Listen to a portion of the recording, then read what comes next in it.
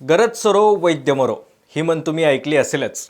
याच म्हणीप्रमाणे सध्या राज्यातील लाडक्या बहिणींच्या लाभावर सरकारनं वक्रदृष्टी फिरवली असून कडक पडताळणी करत अपात्रतेचा धडाका सुरू आहे। राज्यातील लाडकी बहीण योजनेचा लाभ घेणाऱ्या महिलांसाठी अत्यंत महत्त्वाची बातमी आहे, कारण ही बातमी तुम्ही पाहिली नाहीत तर तुमचा हप्ता कधी बंद झालाय याचा थांगपत्ताही लागणार नाहीये। लाडकी बहीण योजनेतून तब्बल 92 लाख महिलांची नावं वगळण्यात आल्याची नवी आकडेवारी ही समोर आली आहे। बीड जिल्ह्याला सर्वाधिक फटका बसल्याचा दावाही करण्यात आलाय।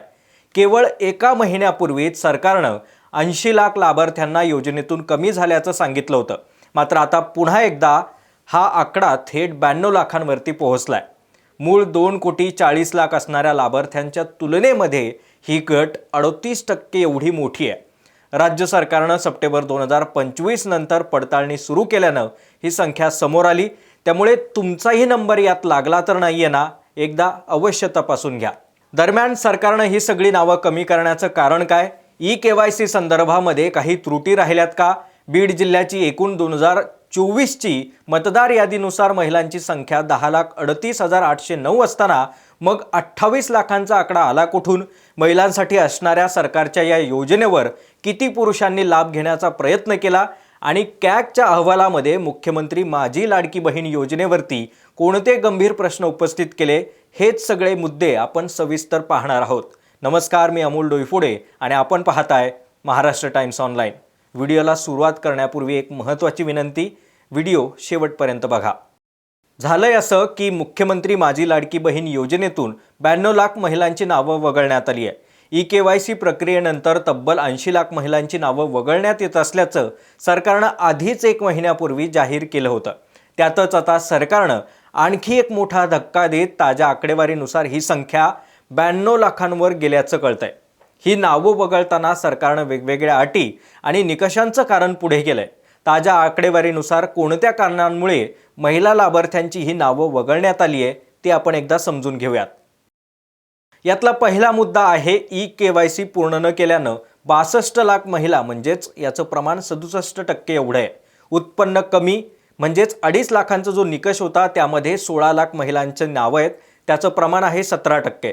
सरकारनं तिसरा महत्त्वाचा निकष घातला होता तो म्हणजे सरकारी कर्मचारी, याचं प्रमाण आहे 4.42 लाख, म्हणजे 4.8%। यातला चौथा मुद्दा आहे संजय गांधी निराधार योजनेचा लाभ घेणारे 3.6 लाख, म्हणजेच 3.9% एवढं प्रमाण। एकाच कुटुंबामध्ये 2 पेक्षा जास्त लाभार्थी असणाऱ्यांचे ही संख्या आहे 2.5 लाख, ज्यांचं प्रमाण आहे 2.60%। सरकारनं आणखी एक महत्त्वाचा निकष घालून दिला होता तो म्हणजे 65 वर्षांपेक्षा जास्त वय, ज्याची संख्या आहे 1.8 लाख, ज्याचं प्रमाण होतं 2%। जिल्हास्तरीय तपासणीमध्ये फ्लॅग या प्रणाली अंतर्गत जी तपासणी झाली आहे त्यामध्ये 1.7 लाख लाभार्थी वगळण्यात आले, ज्यांचं प्रमाण आहे 1.8%। त्यानंतर महत्त्वाचा मुद्दा म्हणजे या लाभार्थ्यांमध्ये पुरुषांनी देखील लाभ घेण्याचा प्रयत्न केला। 29,000 पुरुषांनी लाभ लाटण्याचा प्रयत्न केला, ज्यांचं प्रमाण आहे 0.31%। यानंतर सरकारी कर्मचाऱ्यांमध्ये 8,000 महिला देखील समोर आल्यात, ज्यांचं प्रमाण आहे 0.08%। या सर्व निकषांमध्ये न बसणाऱ्या आणि आवश्यक प्रक्रिया पूर्ण न करणाऱ्या अपात्र लाभार्थ्यांना टप्प्याटप्प्यानं बाहेर काढण्यात आलंय। मात्र यातील महत्त्वाची बाब म्हणजे काढून टाकण्यात आलेल्या लाभार्थींना थांबवण्यापूर्वी एकूण तब्बल 14,000 कोटींचा लाभ मिळाल्याचं समोर आलंय। सोप्या भाषेत सांगायचं म्हटलं तर सरासरी प्रत्येक 10 महिने या सर्वांना योजनेचा लाभ मिळालाय। त्यामुळे योजनेच्या सुरुवातीपासून ते आत्तापर्यंत बजेट तरतुदी आणि पूरक प्रावधान मिळून 60,000 कोटींचा टप्पा ओलांडला गेलाय। 2,43,00,000 लाभार्थींपैकी आता 92 लाखांहून अधिक, म्हणजेच सुमारे 38% हे प्रमाण अपात्रतेमध्ये कमी करण्यात आलंय। सध्या ही संख्या 1,50,00,000 आली आहे। दरम्यान 92 लाख अपात्र नावं वगळत असतानाच काही बातम्यांमध्ये बीड जिल्ह्यामध्ये सर्वाधिक नावं वगळल्याचा दावा करण्यात आला। एकट्या बीड जिल्ह्यात सर्वाधिक 28 लाख महिलांची नावं कमी झाल्याच्या बातम्या सकाळपासून समोर आल्या।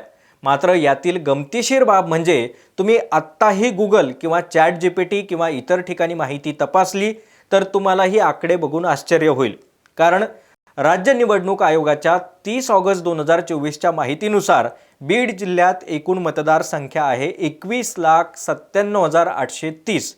त्यापैकी पुरुष मतदार आहेत 11,58,998, तर महिला मतदारांची संख्या आहे 10,38,809. तेव्हा 28 लाखांचा हा आकडा आला कसा, हा महत्त्वाचा प्रश्न आहे. यातील पहिली शक्यता आपण जर तपासली तर एकूण 92 लाख अपात्र धारकांमध्येच एकट्या बीडमध्ये 28 लाख महिला अपात्र निघालेत का, असाही प्रश्न निर्माण होतो. तर तेवढे बीडचे एकूण मतदारही नाही आहेत. यातली दुसरी शक्यता अशी की जर महिला मतदारांची संख्या 2024 नुसार 10,38,809 आहे, तर मग या मतदारांच्या व्यतिरिक्त इतर महिलांना लाभ देण्यात आला होता का, असाही सवाल उपस्थित होतो. तेव्हा खरं काय ते प्रशासनाकडून समोर येणं गरजेचं आहे. कुठलं तरी चॅनल माध्यमांच्याकडे आणि काही आर्टिकल्स मध्ये सुद्धा आलेलं आहे की एकट्या बीड जिल्ह्यामधून 28 लाख महिला अपात्र झालेल्या आहेत. खरं तर बीड जिल्ह्याची लोकसंख्या जवळपास 30-32 लाख आहे. तर त्याच्यातल्या 30-32 लाख लोकसंख्या असलेल्या मधले 28 लाख हे कसे काय अपात्र होऊ शकतात. त्यामुळे कुठे ना कुठेतरी जी काही बातमी आहे किंवा जो काही डेटा आहे त्याच्यामध्ये काही तथ्य नाही. राज्यात विधानसभा निवडणुकीच्या तोंडावर या योजनेची जेव्हा घोषणा करण्यात आली होती तेव्हा याचाच जोरदार प्रचार झाला आणि महायुती सरकार सत्तेत आलं. घोषणेप्रमाणे प्रत्येक महिलेच्या खात्यावर सरकारनं 1,500 रुपये टाकल्यानंतर राज्य सरकारच्या तिजोरीवरती 7,500 कोटींचा मोठा ताण आला होता. एकूणच काय, नाकापेक्षा मोती जड झालेल्या या योजनेवर नवीन सरकारचे मुख्यमंत्री देवेंद्र फडणवीस यांनी सप्टेंबर 2025 नंतर निकषांचा फास घट्ट केला आणि पात्र असणारी लाभार्थ्यांची खाती तपासणी सुरू झाली. 3 वेळा ई-केवायसीची संधी दिल्यानंतरही पात्रता पूर्ण न करणे आणि निकषांवरून सरकारनं मागच्याच महिन्यामध्ये 80,000 लाभार्थी महिला कमी केल्याचं स्पष्ट केलं. अपात्र करण्यात आलेल्या महिलांमुळे सरकारचे एकाच झटक्यात हजारो कोटी वाचणार आहेत. मात्र 1,500 वरून 2,100 रुपये देणार हे आश्वासन सरकार पूर्ण करणार का, हा देखील महत्त्वाचा मुद्दा आहे. दरम्यान शुक्रवारी कॅगने एक महत्त्वाचा अहवाल प्रसिद्ध केला, ज्यात या योजनेवरती होणाऱ्या खर्चामुळे राज्याच्या आर्थिक परिस्थितीवरती ताण येऊ शकतो असा मोठा इशारा दिलाय. भारताचे नियंत्रक आणि महालेखा परीक्षक म्हणजेच कॅगनं 2024-25च्या राज्य वित्तीय ऑडिट रिपोर्टमध्ये मुख्यमंत्री माझी लाडकी बहीण योजनेवरती गंभीर प्रश्न उपस्थित केले. हा अहवाल आता विधानसभेतही सादर करण्यात आलाय. लाडकी बहीण योजनेसाठी मंजूर निधी हा 29,693 कोटी होता, पण प्रत्यक्ष 33,237 कोटी एवढा खर्च झाला. म्हणजेच 3,05,041 कोटींचा अतिरिक्त खर्च झाला. या योजनेअंतर्गत केलेल्या जादा खर्चाचं कोणतंही समर्थन करता येणार नाही असं कॅगनं नमूद केलंय. कारण या संदर्भामध्ये विभागानं समाधानकारक स्पष्टीकरण दिलं नाहीये. या योजनेच्या खर्चामुळे गृहनिर्माण, पाणीपुरवठा, रस्ते आणि इत्यादी क्षेत्रांच्या बजेटमध्ये मोठी कपात झाली. महिलांच्या कल्याण बजेटमध्ये एका वर्षात सुमारे 12,700% वाढ झाल्यानं इतर विभागांवरती परिणाम झाल्याचं कॅगनं स्पष्ट केलं. त्यामुळे योजनेचा बजेट अंदाज, खर्च नियंत्रण आणि आर्थिक व्यवस्थापन लक्षणीय त्रुटी असल्याचं कॅगनं स्पष्ट केलं. या सर्व घटना पाहता एकीकडे लाडकी बहीण योजनेची रक्कम वाढणार असून ती 1,500 ऐवजी आता 2,100 रुपये मिळण्याची शक्यता वर्तवण्यात येते. त्यासाठी पंतप्रधान आर्थिक सल्लागार परिषदेनं सल्ला दिल्याच्याही बातम्या समोर येत आहेत. तर दुसरीकडे मात्र राज्यातील महायुती सरकार लाभ मिळत असलेल्या खात्यांवरती जबर चाप लावत असून लाखोंच्या संख्येनं नावं वगळण्यात येत असल्याचं समोर येत आहे. तुम्ही सरकारच्या भूमिकेकडे कसं पाहताय? सुरुवातीला कोणतीही पडताळणी न होता थेट लाभ मिळत होता, मात्र आता सरकार सुलतानीसारखं वागत निकष कठोर करतंय का, महिलांना लाभापासून वंचित ठेवतंय का? याबद्दल तुम्हाला काय वाटतंय आम्हाला कमेंट करून नक्की कळवा.